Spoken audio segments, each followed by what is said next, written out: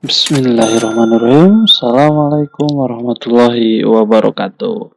Salam rumah cemerlang Indonesia ya. Hari ini saya akan mencoba menjelaskan tentang metode penelitian dan pengembangan atau R&D ya.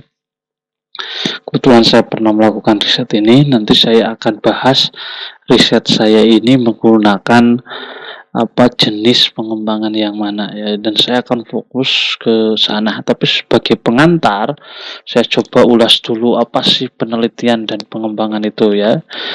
Metode penelitian dan pengembangan itu biasanya metode yang dipakai untuk menghasilkan produk ya, menghasilkan produk gitu ya. Oke, atau juga bisa disebut dengan menguji kelayakan produk ya.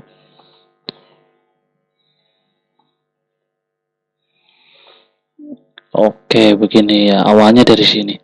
Kebetulan riset saya tentang pengembangan multimedia untuk anak berkebutuhan khusus ya. Jadi nanti saya bicara bahwa pakar-pakar yang saya undang untuk menguji, untuk memvalidasi produk saya gitu ya. Kemudian karena menghasilkan produk ini biasanya risetnya multi years ya, atau tidak 1 tahun, tapi masih bisa kok 1 tahun ya, untuk anak-anak S1 atau S2 bahkan bisa juga ya. Jadi biasanya multi year, sehingga biasanya risetnya itu jenisnya longitudinal ya. Longitudinal itu jadi ngambil datanya nggak sekali ya, beda dengan yang bukan longitudinal, artinya terus-terusan gitu ya. Tapi Anda nggak perlu terpaku dengan multi year, karena penelitian ini juga masih bisa kok untuk yang 1 tahun. Yang penting kita bisa merancang riset ini dengan baik. Oke, kemudian metode ini biasanya digunakan dulu awalnya orang-orang sains, terutama di dunia industri ya, untuk menguji kelayakan apakah barang yang mereka akan sebar luas itu layak di masyarakat atau tidak. Tapi hari ini memang berkembang ya, jadi sosial pun bisa menggunakan jenis penelitian ini ya. Contoh misalkan di pendidikan, kalau memang eh, kalian calon mahasiswa pendidikan gitu ya, memang memiliki ide untuk mengembangkan sebuah asesmen gitu ya, asesmen yang memang belum, atau misalkan memang atau pembelajaran mengenai model dan lain sebagainya, cocok juga digunakan metode ini. Karena misalkan asesmen khusus A gunanya untuk ini, lalu Anda kembangkan, lalu jadilah asesmen itu untuk digunakan oleh umum. Banyak juga ya penelitian seperti itu ya. Oke, kita lanjut ke langkah-langkah metode R&D ya. Yang pertama ini saya ambil dari bukunya Profesor Sugiono ya, tentang metode penelitian kuantitatif kualitatif R&D ya.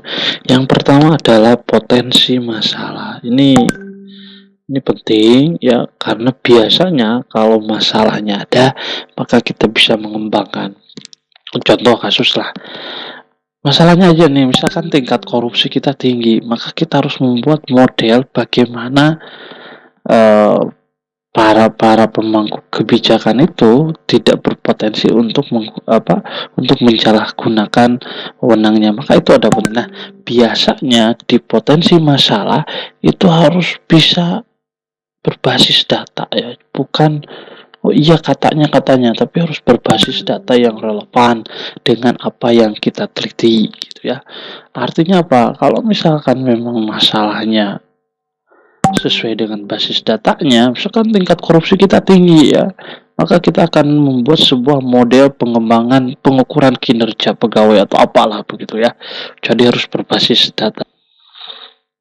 Oke, langkah yang kedua yaitu mengumpulkan data. Ini penting karena nanti data ini dikumpulkan untuk merancang produk ya. Jadi Ini harus informasinya valid ya, makanya penelitiannya multi years gitu ya.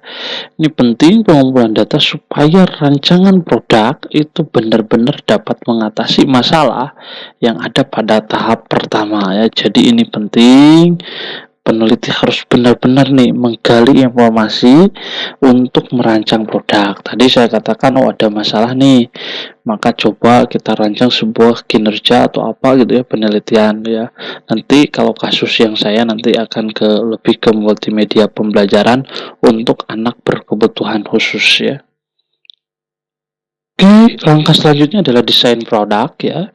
Ini mendesain ya. Kalau kasus penelitian saya itu, saya ingin memberikan kemudahan bagi siswa berkebutuhan khusus yang keterbatasan pendengaran ya.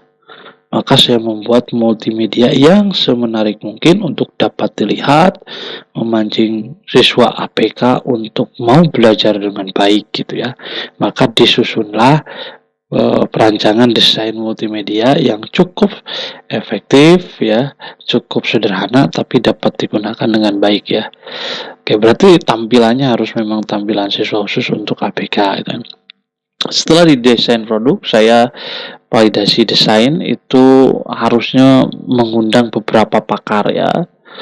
Oke, jadi pakar ya, waktu riset saya pakarnya terdiri dari ahli APK gitu ya. Yang kedua ahli multimedia ya. Dan yang ketiga adalah ahli bahasa ya. Jadi ketiga ahli ini saya datangkan untuk untuk memvalidasi media yang saya buat untuk anak berkebutuhan khusus ya. Ahli ABK itu saya bawa dari yang tuna rungu dan yang tidak biasa melihat gitu ya. Yang tidak bisa berbicara ya, bagaimana ini pendapatnya itu ya. Lalu dilakukan, setelah itu ada masukan-masukan, diantaranya misalkan dulu waktu multimedia saya nanti saya akan tampilkan ini kurang ini, maka masuk ke revisi desain gitu ya. Oke, jadi didesain ulang gitu ya, sesuai dengan masukan dari ahli-ahli ini gitu ya. Oke, lalu uji coba produk ya, uji coba produk dulu di beberapa tempat gitu ya. Biasanya disebut dengan skala kecil ya. Setelah uji coba produk dilakukan dan cukup efektif ya, kebetulan saya multimedianya untuk bilangan bulat ya. Jadi operasi bilangan bulat ya, tambah, kurang, dan kali dan bagi gitu ya. Kali dan bagi gitu ya.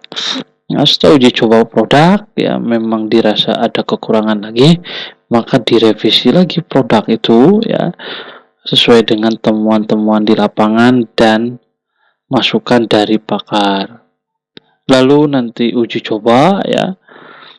Setelah uji coba yang cukup besar, misalkan di beberapa atau tingkat kabupaten, tingkat provinsi, barulah nanti akhirnya menuju ke revisi produk yang terakhir ya, dan yang selanjutnya adalah diproduksi secara massal untuk digunakan di masyarakat. Ini desain industri, misalnya produk HP gitu kan, HP, komputer, laptop, itu melalui tahap-tahap ini saya yakin. Apakah ketika uji coba produk orang-orang senang dengan desain HP tersebut, senang dengan desain komputer tersebut. Nah, ini menjadi masukan-masukan untuk nanti setelah diproduksi massal. Karena setelah diproduksi massal maka dipergunakan untuk orang banyak ya, dijual beli ke masyarakat, maka harus baik dulu pada saat proses-proses ini berlangsung. Oke, kita lanjut. Nah, ini yang dulu saya gunakan ya, metode yang disingkat dengan 4D, yaitu define, design, development, dan diseminasi ya. Saya ambil menurut Tyagarajan ya. Ini di tahap define ya. Ini yaitu pendahuluan secara teoretik maupun empirik, tadi sudah saya bahas di sebelumnya. Ini biasanya tahap draft. Untuk yang tahap define dan design ini masuknya pada draft ya. Nanti setelah di development dengan diseminasi, maka ini masuk pada tahap akhir, yang akan menghasilkan produk itu ya. Oke, keempat tahapan ini mesti dilalui ya sampai dengan diseminasi, menyebarluaskan gitu ya. Contoh tadi multimedia yang saya buat disebarluaskan gitu ya untuk guru-guru yang menangani siswa dengan keterbatasan pendengaran atau disebut dengan tunarungu ya.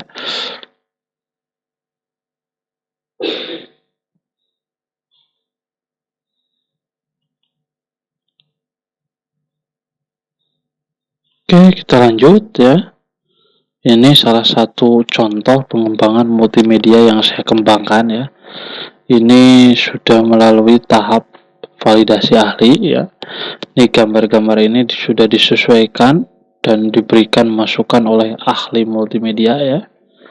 Dari teknik informatif multimedia ya, ahli informatika ya, dan ini adalah hasil dari validasi ahli tentang siswa di guru di senior di salah satu di sekolah luar biasa gitu ya.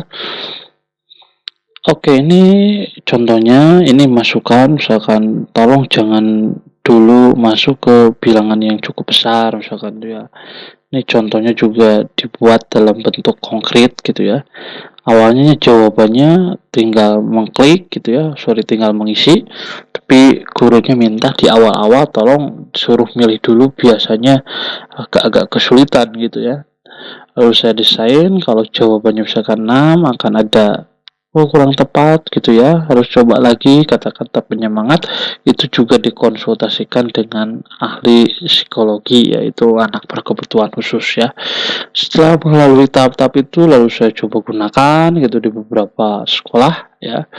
Kemudian saya coba revisi ulang ini produknya ya, sehingga nanti bisa dikembangkan dan diberikan kepada guru-guru yang mengajar siswa khususnya dengan keterbatasan kependengaran ya. Oke, begitu ya, itu tahap-tahap atau langkah-langkah dalam melakukan riset dengan metode penelitian dan pengembangan atau R&D ya. Jika ada pertanyaan bisa di kolom komentar, atau jangan lupa like dan view ya, tonton video ini sampai tamat. Sekian, assalamualaikum warahmatullahi wabarakatuh.